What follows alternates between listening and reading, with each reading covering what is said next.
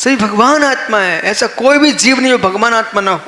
अब ये ब्रह्मचारी अक्षय ना क्या चाह रहा है, ये बार बार बोल रहा है कि आप बोल दो बोल दो, क्या बोल दो, मतलब ये व्यक्ति एक मंदिर बना के वहां रहना चाह रहा है, अपना जीवन वहीं निकालना चाह रहा है, और ये कह रहा है कि मंदिर में रहूंगा तो सामयिक चलेगी क्या।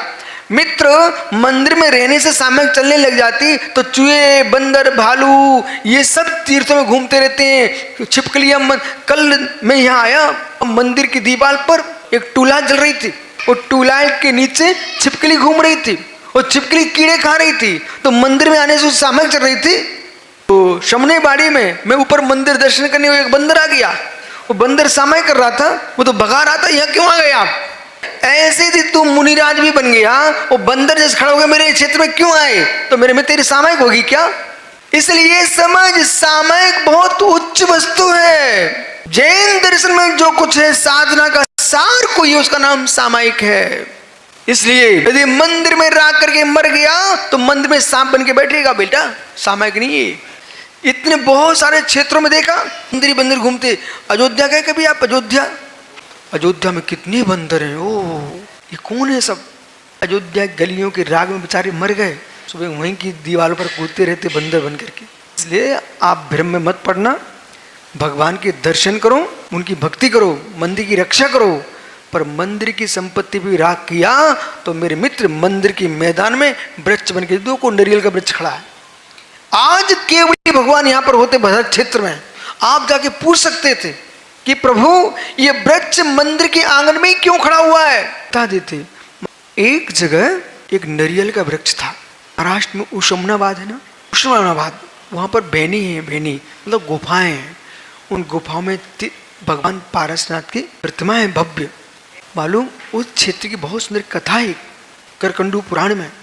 तो वहां पर एक नारियल का वृक्ष था, एक हाथी आता था और प्रतिदिन अपनी सूंड में पानी भरता और नारियल के वृक्ष में डाल देता। तो कुछ लोगों ने सोचा ये हाथी को नारियल के वृक्ष पर इतना राग है, पानी डालता रहता है। अब आजकल तो अवधिगानी मुनिराज भी नहीं है, नहीं तुम जाके पूछ लेते। वहां अवधिगानी मुनिराज थे। एक भव्य श्रावक गया, उसने पूछा स्वामी ये हाथी जंगल से आता है, सरोवर से पानी भरता है और नारियल के वृक्ष नीचे डाल देता है, ऐसा क्यों। अवधिज्ञानी मुनिराज ने मुस्कुरा करके कहा है बस इसका रहस्य गूढ़ है, सुनिए क्या है। दो सगे भाई इन्होंने व्यापार किया, व्यापार में संपत्ति का संग्रह किया और दोनों ने कहा अपन बराबर बांट लेंगे, परंतु हुआ ये है उसमें उन्होंने तीर्थंकर पारस प्रभु की प्रतिमा को भी संग्रह किया था, जो रत्नमयी स्वर्णमयी प्रतिमा है, धन सहित प्रतिमा को इस भूमि पर गाड़ दिया था। परंतु दोनों के भाव विकृत हो गए और लड़के मर गए बेचारे दोनों भाई। तो धन के राग में एक भाई वृक्ष बना नारियल का, इसके नीचे भगवान की मूर्ति भी है और धन भी है, जिसके नीचे ये वृक्ष खड़ा हुआ है, इसके ऊपर एक इंद्रिय वनस्पति में पंडित जी तीव्र परिग्रह संज्ञा होती है, और परिग्रह के राग के कारण वो वृक्ष बना। फिर ये हाथी कौन है, वो दूसरा भाई हाथी बना। इसको जाति सुन हो गया है किसके नीचे भगवान की प्रतिमा है, इसलिए वो अंदर से सरोवर से पानी लाता है, यहां छोड़ देता है, प्रभु का अभिषेक हो जाएगा। समझिए, संपत्ति का राग जिनगुण संपत्ति प्रदान नहीं करा पाएगा। जिनगुण संपत्ति चाहिए तो संपत्ति राग छोड़ना ही पड़ेगा। इसलिए ऐसा आज से मत कहना गुरुजी मंदिरों का राग है। मित्र, मंदिरों का राग भी तुम्हारी समाधि गड़बड़ कर सकता है।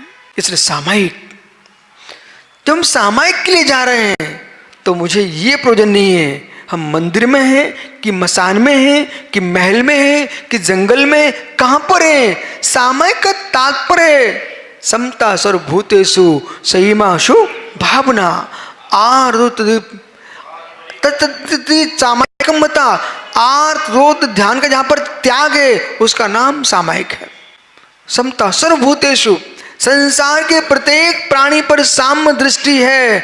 कठिन साधना उपवास जितना है ना, एकासन है, बिहार पैदल है, उससे कई गुना कठिन कार्य है कि सबके प्रति एक बुद्धि रखना।